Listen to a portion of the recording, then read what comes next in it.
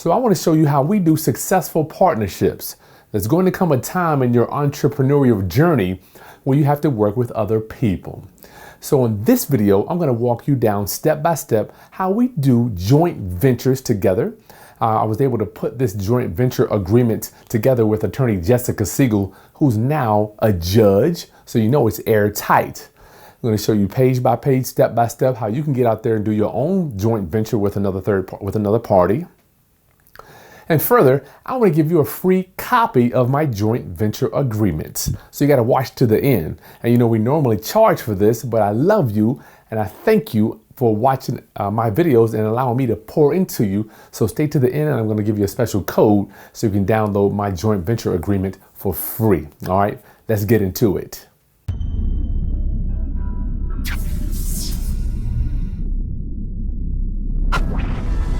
All right, class, it's Chris Haskins with therealestateroundup.com. My mission and ministry is to raise your financial literacy through real estate investing and entrepreneurship. So in this video, I'm not quite sure how long it's going to be or if it's going to be one or two parts because I'm doing a joint venture with a homeowner. So we commonly refer to it as something called equity sharing. That's where I step in and share some of the equity for doing all of the work to fix the property up. So we're going to split it after the property's fixed up at the end of the deal. So what are the key components to every joint venture? I like to boil it down real simple, y'all. You know, I'm mad simple when it comes to business because a confused mind always says no, right? I like to be simple. So the moving parts, you got to understand, and I'm going to do my best to take you to the property so you can get a quick walkthrough so you can see how we pre-screened this and how we went inside, walk you through it. The moving parts, it's common, small little things, right? The who on successful partnerships, the who, what, when, where, and how. I love boiling this stuff down so it can be simple. Everybody understands so we can get business done quickly, right? So in a successful partnership, who are the players? Who are the players in this deal? So on this particular one here, it's me, the investor, and I'm partnering up with a homeowner. So the homeowner already owns the property. She has a loan on it. So we're going to step in and pay for the repairs. Very nice young lady reached out to me from Northern Virginia. If you're watching, how you doing? Reached out to me. She said, Chris, you know, I got a property in the Hampton Roads area. And I was curious if you would pay for the repairs, then we'll just split the profit. And I'm like, you know what? Let's give it a shot. So we went to go take a look at it, walk through it. I took my little girls with me. Y'all see them there. Actually, they didn't have a key, so I had to pay a locksmith to get inside of this one. It was quite interesting. This is going to be an enjoyable one. All right, the next thing is the what.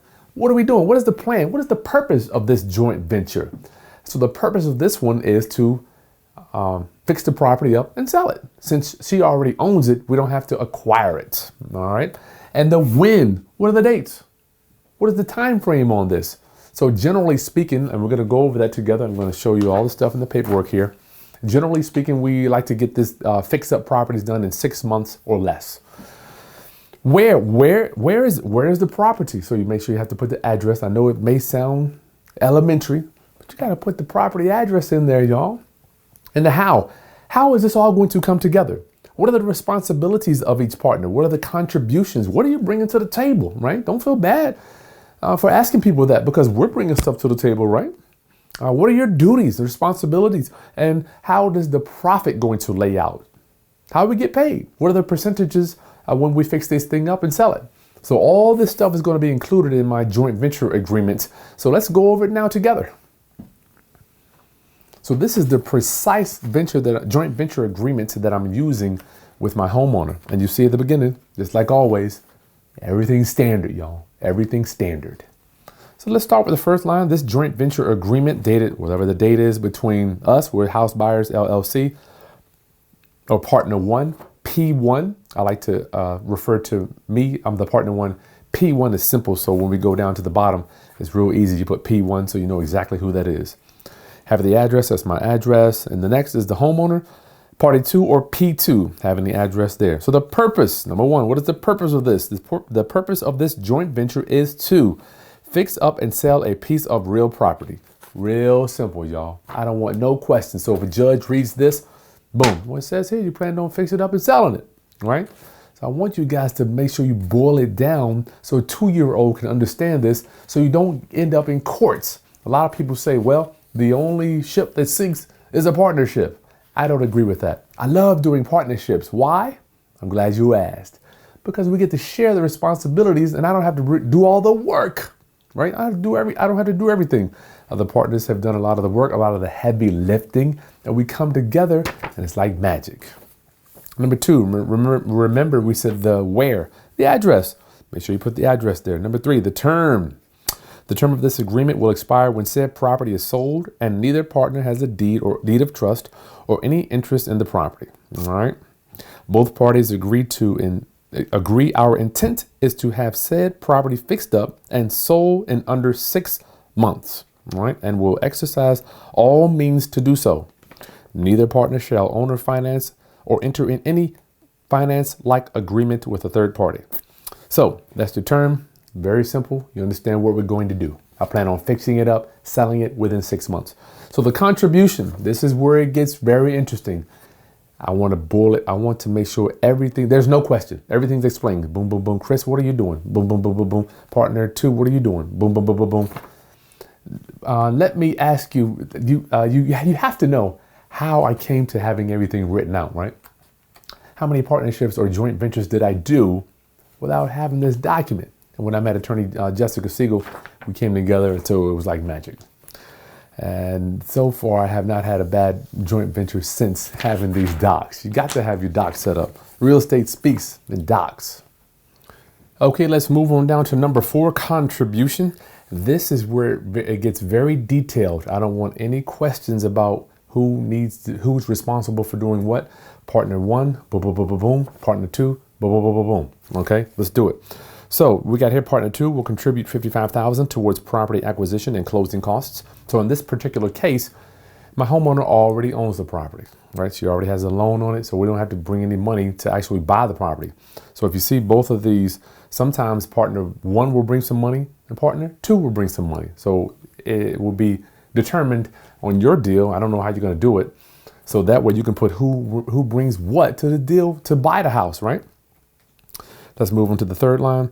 Partner 1 will contribute, that's going to be me, $12,000 to $15,000 towards construction and fix-up costs. So I am agreeing to pay for all of the reno on this deal. She didn't have to pay for anything regarding fixing the property up. All right. So the next line, fix-up costs. Down, partner 2 will pay for all real estate taxes and HOA fees. So she already owns the property, so she's going to take care of that. She's already been paying it. She's accustomed to paying it. So I'd rather just keep that as status quo. Next line, partner 2 will pay for all hazard insurance costs, deductible and premium. So just in case the place burns down while we're doing the repairs, you need to make sure the insurance is paid on that, right? Partner 2 shall also be responsible for all the utilities. She already has them on right now. So I asked, look, let's just keep them on how they are so we don't have to worry about that. Next, partner 2 shall be responsible for the monthly loan payment to any lenders. So she does have a loan on it. So listen, you've already been paying it. Keep going on it. And as soon as we get done, we'll sell the property so you don't have to pay the mortgage anymore. And last, partner 1, that's me, shall be responsible for any construction overages exceeding the $15,000. So in the real estate business, you just do not know how much this construction is going to cost. Every one of my deals, my renos, I've been over budget. And I'm an expert. I've been doing this for many years. So I'll even pay for, if it goes over 15,000, I'll still pay for that too, right? I'm anticipating to be 12 to 15, but it's never less, right? So next page, profit or loss, profit or loss. As of whatever date we signed this, under this contract, when property is sold, P1, that's me, contribution of $12,000 to $15,000, and P2's contribution of $55,000, that's her loan, my construction and her loan, will be returned, and each party will be paid a percentage of the gain on the sale. Both parties agree to be compensated when said property is sold at the following. Partner 1 gets 50% of the gain, partner 2 gets 50% of the gain. No question. You get your half, I get my half, we're done. Number 6. Partner 2 will maintain hazard liability coverage in the amount of whatever the replacement value is. Just keep maintaining the insurance on that property there, right? Number 7, physical duties of the partners. physical duties of each party, right? So partner one, that's me, will manage and maintain financial reports. I've got to make sure that I have receipts regarding all the materials and labor that we're using to do this fix up. Partner one, me again, is responsible for the on-site management, executive and compliance duties as required. Partner one will assist in construction management and sales strategy. I'm going to make sure that I'm managing all the contractors. I'm going to make sure that when we finish, I'm going to interface with the broker to get this thing sold. I want to get my money back.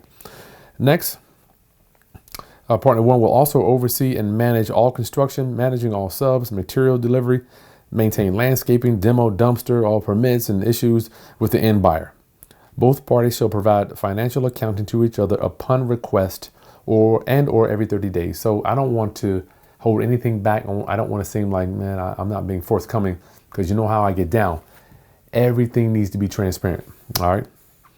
Number 8. Now, this is a small deal, so we're not requiring. I'm not asking anybody to have a life insurance or key man insurance.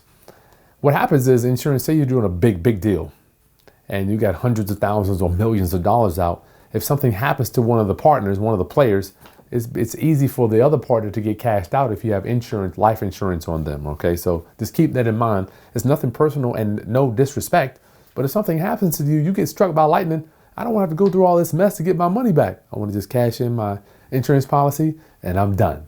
That is a way that we handle it with large amounts of money. Number 9, non-disclosure.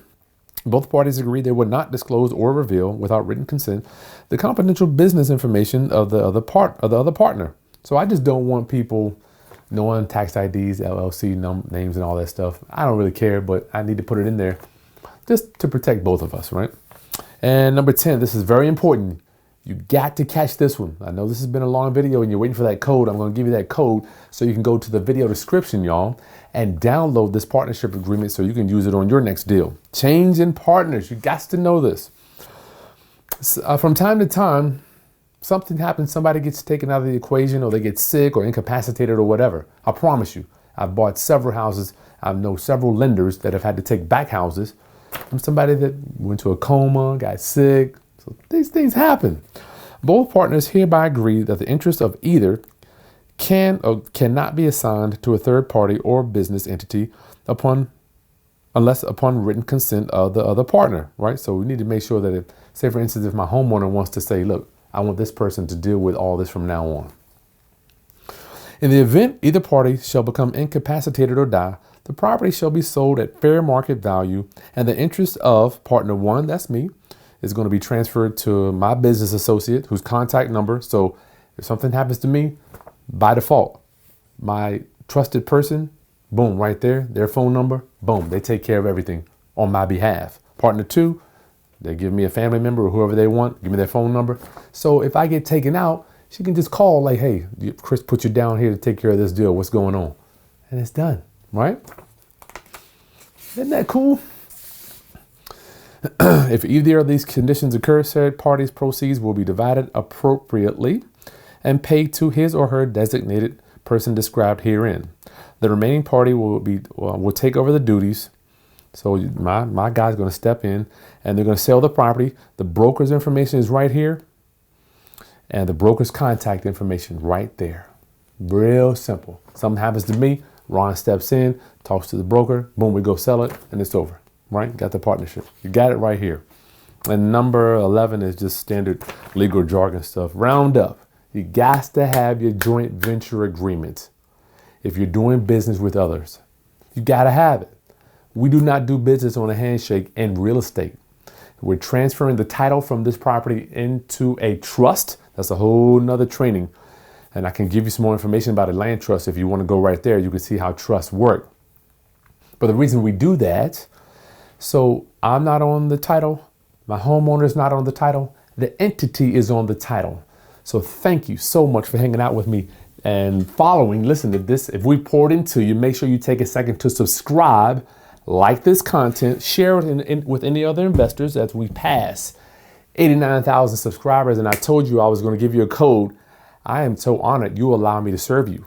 You allow me to come into your home or into your phone and teach you how to do this real estate craziness, right? So go ahead, go to the video description below. You can download my partnership agreement. And when you're checking out, there's an area there for a coupon code. Just type in the word money. Type in the word money and it will waive the fee and you'll be able to download my joint venture, well, me and Jessica Siegel's joint venture agreement for free, right? Why? Because I love you. I want to see you succeed in this next chapter in your life, all right? This is Kris Haskins over and out. And I didn't have time. This is a long video. I'll take you to the property. We'll walk through it so you can see what I'm going to be doing on this construction. Okay, see you on the next video. Peace.